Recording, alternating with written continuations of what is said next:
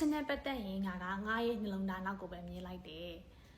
အဝတ်အစားနဲ့ပတ်သက်ရင်ငါကစီကြီးရည်ပဲကြိုက်တယ်စသဖြင့်ပေါ့နော်နှစ်ပတ်သက်ရင်ကိုအင်္ဂလိပ်လိုနဲ့ဘယ်လိုသုံးလို့ရလဲဆိုရင် when it comes to ဆိုပြီးတော့သုံးလို့ရပါတယ်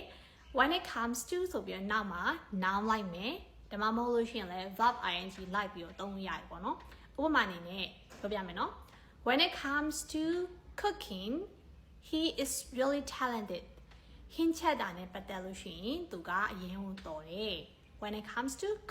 cooking verb ing ဒီမှာအဲ့လိုမျိုးသုံးထားရပေါ့နော်နောက်တစ်ချက်when it comes to love he follows his heart အချင်းနဲ့ပတ်သက်ရင်သူကအမြင်နဲ့သူ့ရဲ့နှလုံးသားနောက်ကိုလိုက်တယ်ဒီမှာဆိုရှင် when it comes to plus love က noun ဖြစ်တယ်ပေါ့နော်ဒီလိုမျိုးလေးသုံးလို့ရပါတယ်ဆိုတော့